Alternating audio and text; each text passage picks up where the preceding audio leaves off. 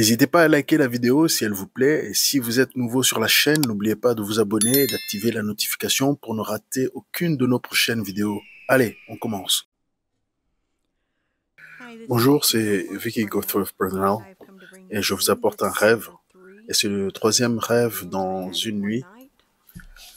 Le premier était appelé le rêve de l'ange dans le ciel. Le second était le rêve de la main. Et celui-ci est appelé le rêve de Jésus le juge. Encore une fois, ils sont tous venus le 11 octobre 2022. Celui-ci était à 5h58 du matin. Aujourd'hui, nous sommes le 10 décembre 2022. Et je les publie seulement maintenant parce que le Saint-Esprit m'a conduit à le faire. Et je voudrais que nous prions. Et je vous demande de prier avec nous. Et laissons le Saint-Esprit nous guider. Père Dieu, au nom de Jésus, je viens devant toi. Maintenant, Saint-Esprit, je te demande de prendre la direction de cette prière et de prier comme il faut pour que ce qui doit arriver avec cette vidéo arrive au nom de Jésus. Père Céleste, je prie que la vérité de tes paroles transperce chaque cœur, chaque esprit, chaque âme quand ils entendent cela. Et je prie que la vérité ne soit pas rejetée, mais reçue, et qu'elle pousse les gens à se mettre à genoux et à te chercher pour la vérité, parce que Jésus, tu es la vérité. Tu as dit que tu es le chemin, la vérité et la vie. Je crois, Seigneur, que en Jean 14, 6. Alors, Seigneur, au nom de Jésus, je m'appuie sur cela parce que tu es la vérité absolue. Tu ne peux pas mentir, aucun péché ne peut s'attacher à toi. Tu es un être saint. Alors, Seigneur, au nom de Jésus, je plaide ton sang sur cette vidéo. J'implore ton sang sur les téléchargements, sur chaque site. J'annule toute mission. Je lis chaque force démoniaque qui causerait et créerait une mission d'ordre au nom de Jésus. Je les annule tous les complots, tous les pièges, tous les dispositifs, tous les schémas. Au nom de Jésus, chaque mot, partout. Je fais taire tous les menteurs, tous les bavards. Je leur ordonne de se taire au nom de Jésus. Je leur ferme la bouche. Et Seigneur, je prie pour que le Dieu de la paix remue dans leur cœur, s'ils sont tes enfants, et qu'ils se repentent et reviennent à toi. Le temps est compté. Le temps est court. Le temps est court.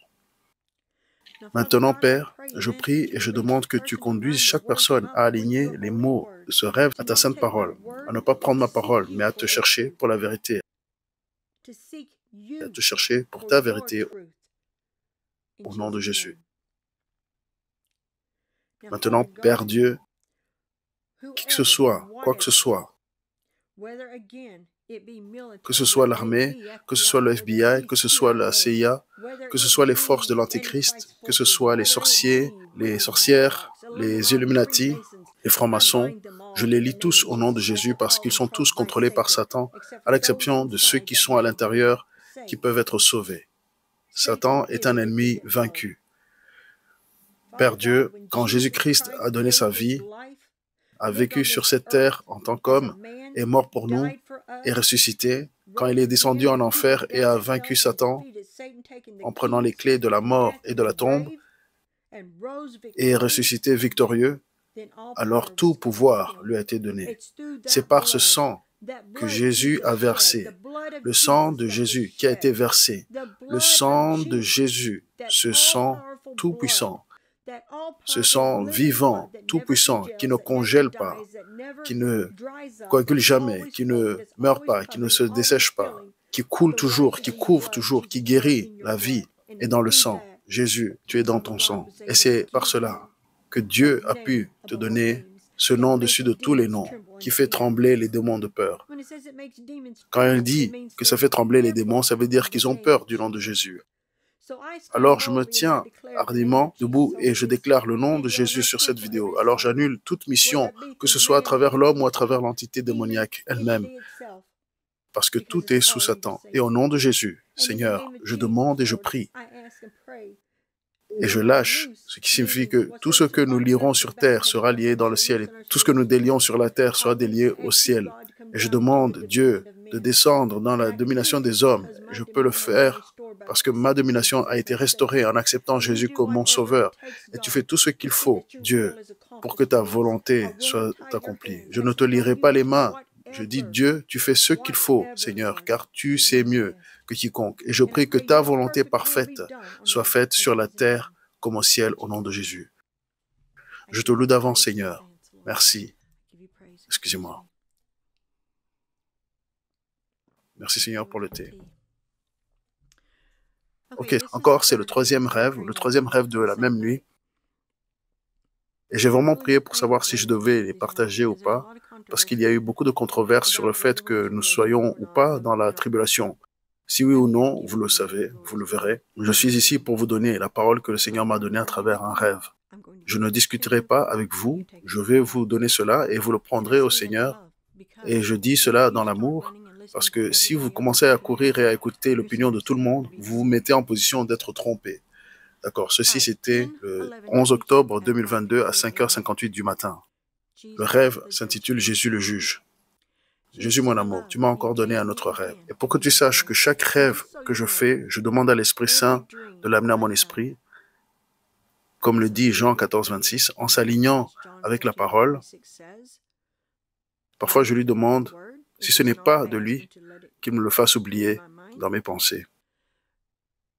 Et parfois je prie, et comme ces derniers temps, j'ai le même rêve plusieurs fois dans la même nuit. Et alors je prie, Seigneur, si ça c'est vraiment toi, donne-moi encore ce rêve. Et vous savez, c'est mon Père, je vais le demander. Alors avec ces rêves-ci, je les mets devant le Seigneur. S'ils correspondent à la parole, il m'a dit que de les publier. Alors je les publie, peu importe ce que les gens pensent. Et je le dis avec amour. Et si vous vous demandez, j'ai lutté toute la journée, j'ai prié toute la journée, et je vais déclarer hardiment ce que mon beau Jésus, notre beau Jésus m'a dit de faire.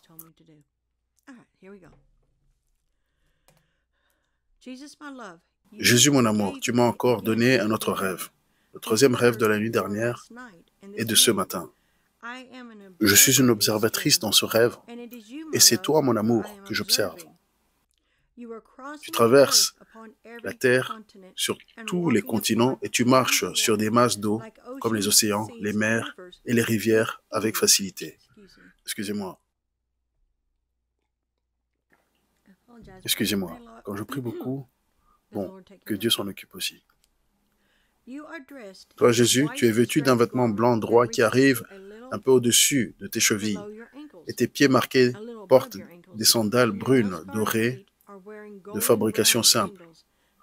En même temps, elles sont dignes d'un roi.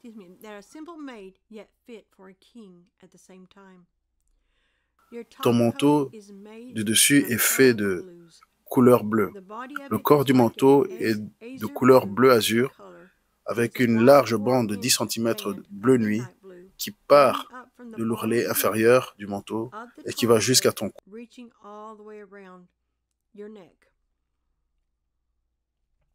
Encore une fois, simplement fait, mais toujours royal, comme le roi qu'il est.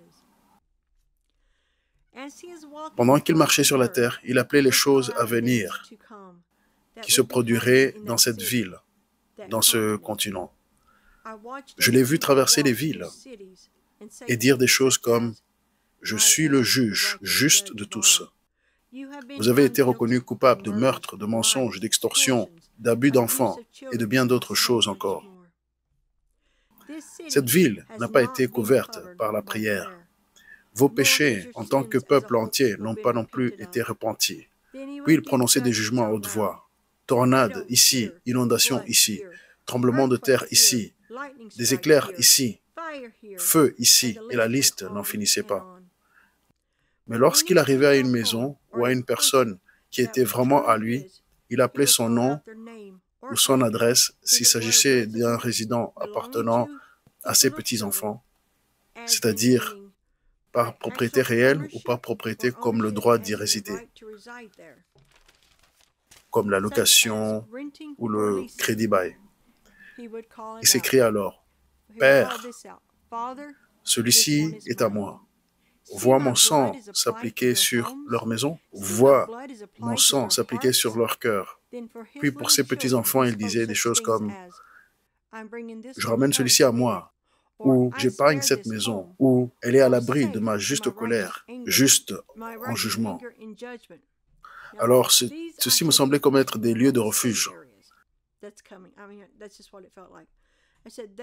Ils sont protégés par moi, et par mon sang, et par mon commandement. Je voyais alors que des barrières d'anges commençaient à entourer les maisons et les gens dans certains endroits. Dans d'autres, les anges sont descendus et ont campé autour des zones désignées par mon adorable Jésus. Parfois, ils s'arrêtaient et pleuraient,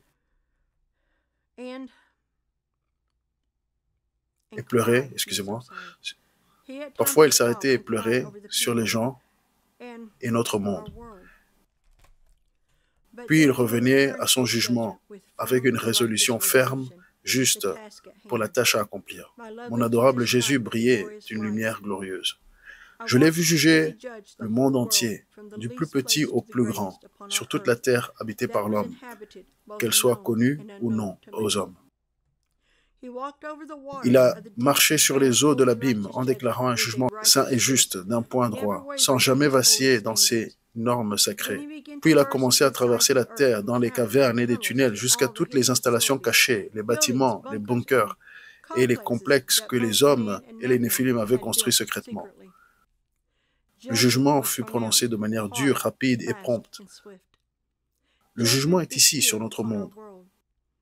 Alors que je le regardais marcher si patiemment, mais avec un objectif sûr et déterminé, j'ai commencé à prier pour notre monde, pour des fenêtres et des portes d'opportunité, pour que plus d'âmes soient sauvées. Alors que je commençais à prier avec sérieux et ferveur, j'ai commencé à entendre mon adorable Jésus prononcer ses jugements rapidement. Et quand il s'agissait de personnes individuelles, j'ai commencé à l'entendre dire « Une autre occasion vous est accordée d'entendre parler de mon don du salut ou d'autres occasions avant que votre sentence prononcée ne frappe pleinement. Je suis toujours en train d'observer chaque détail de ce que fait mon adorable Jésus. Ses yeux bleus sont farouchement allumés par une passion ardente. Ses cheveux châtains avec leurs légères nuances de couleur rousse. Tout était si beau pour moi, même dans des moments comme cela. Lorsque la dernière personne a reçu un verdict, de coupable ou innocent, de Satan ou de lui, il s'est alors tourné vers moi et m'a regardé droit dans les yeux. Le feu a traversé mon être, un feu saint, pur et juste.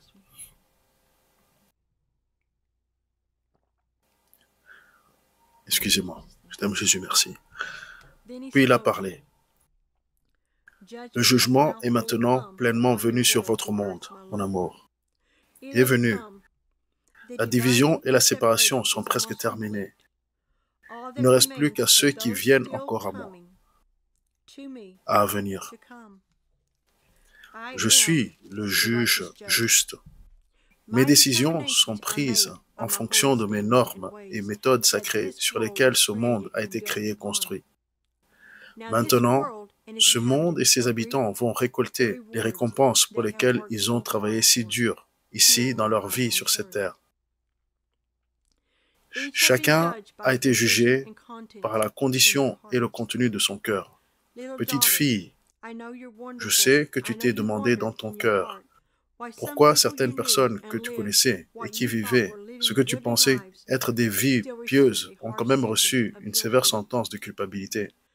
Je vois le cœur, ma petite fille, et beaucoup de mes enfants que j'aime tendrement, car je les aime tous également, de la même manière. Toutes les personnes créées par moi, par mon Père, dont les cœurs ont un péché caché à l'intérieur. Des péchés tels que l'amertume et le manque de pardon, je les vois tous, mon amour. Je les vois tous, et j'ai traité avec beaucoup d'entre eux pendant de nombreuses années maintenant pour faire sortir le péché. La plupart ont refusé de s'y accrocher farouchement. La plupart ont refusé et se sont accrochés farouchement à leur péché, comme s'ils méritaient de le garder pour le ou les torts qui ont été faits ou qui sont faits à eux maintenant. Le péché reste le péché. S'ils ne se repentent pas, ils seront répartis parmi les boucs, loin de mes brebis, et subiront la récompense pour avoir hébergé dans leur cœur un péché mauvais et méchant.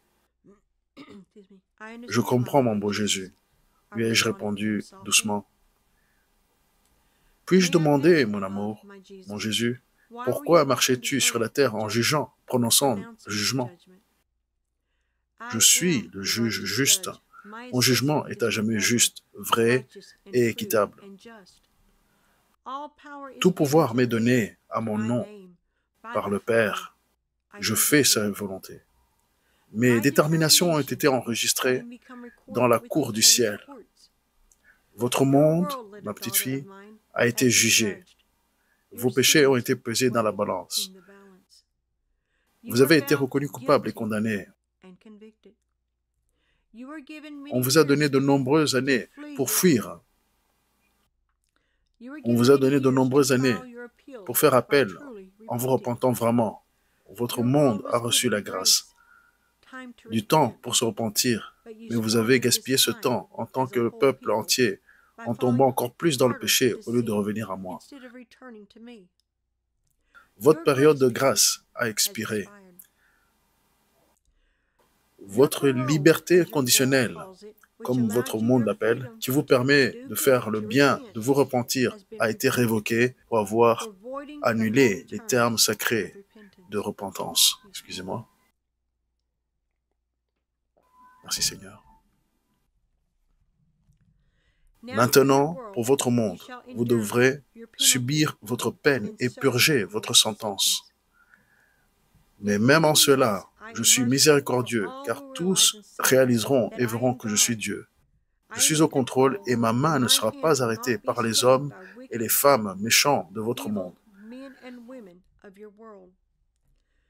Mais une prière sincère de l'un de mes enfants peut m'amener à déplacer des montagnes hors de leur chemin. Tous verront la différence entre mes vrais enfants et ceux qui ne le sont pas. Alors certains se tourneront et viendront à moi, Jésus, leur Saint Sauveur et Dieu. Fille de la foi, de la grâce, de miséricorde, de compréhension, de sagesse, d'amour et de connaissance. Dans peu de temps, un temps très court, votre monde entre dans le début du temps de la tribulation sur votre monde. Tu le sais car je t'en ai déjà parlé. Beaucoup de mes enfants croient encore qu'ils ne verront pas un jour le temps de la tribulation. Ils se trompent parce qu'ils supposent que la tribulation n'est que la quantité de jours de 7 ans dont il est question lorsque l'homme du péché se lève à pleine puissance.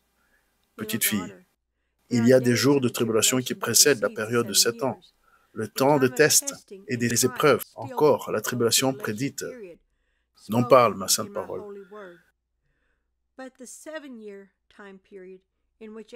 Mais la période de 7 ans dans laquelle l'Antéchrist reçoit le pouvoir de diriger votre monde se trouve à l'intérieur des jours de tribulation qui mènent à sa pleine ascension. Mes enfants ne subiront pas ma pleine colère. Elle est prévue pour les méchants, les mauvais, ceux qui ne croient pas en moi. Mais vous endurerez quelques jours de tribulation sur votre monde, si mon Père ne donne pas l'ordre que je revienne avant son commencement à venir. Vous avez été avertis de vous préparer en moi, de vous préparer à l'impact. Mes enfants endureront la persécution, les difficultés et même les épreuves, mais je pourvoirai à leurs besoins physiques, aussi bien que spirituels, car je suis un Dieu bon. Goûtez et voyez que je suis vraiment bon. Le jugement est tombé durement sur votre monde. Mon épouse se prépare finalement pour mon retour, mais jusqu'à ce moment, le jugement est maintenant pleinement arrivé et s'est pleinement installé sur votre monde. Vous avez été témoin de jugement saint de votre Dieu s'abattant sur votre monde. Maintenant, criez l'avertissement et creusez encore plus profondément en moi. Préparez-vous à récolter la moisson d'âme à venir, car même au milieu de temps difficiles, des feux de réveil jailliront de moi. Puis je me suis réveillé. Oh Jésus, quelle nuit de rêve!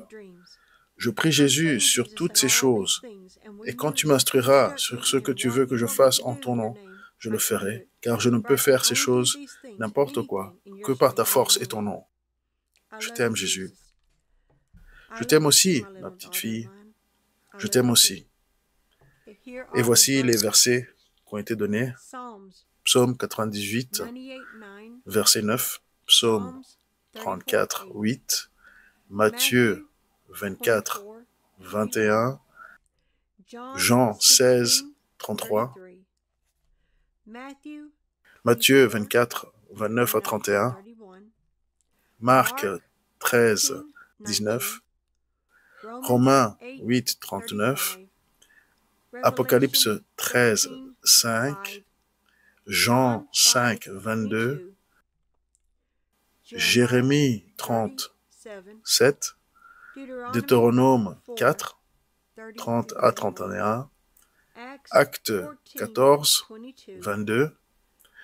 1 Thessaloniciens 5, 3. Actes 10, 42.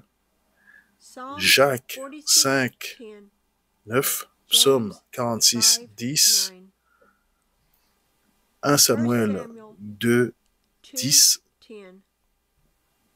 1 Chronique 16, 33. Psaume 9, 7 à 8. Matthieu 28, 18. Et Philippiens 4, 13. Alors, je vous demande de prier sur ces choses, de les mettre devant le Seigneur. Alors, c'est le troisième rêve que j'ai reçu. Donc, d'abord, c'était l'ange dans le ciel, le rêve. Ensuite, c'était le rêve de la main. Et ça, c'est l'ordre dans lequel ils sont venus. Cela étant dit, sachez que je prie pour vous, je vous aime, je prie souvent pour vous. Et je me tiens sur la parole de Ésaïe 55, 11, qui dit « Ainsi en est-il de ma parole qui sort de ma bouche. Elle ne retourne point à moi sans effet, sans avoir exécuté ma volonté et accompli mes desseins. » Ça, c'est notre Jésus. Jusqu'à la prochaine fois. Au revoir.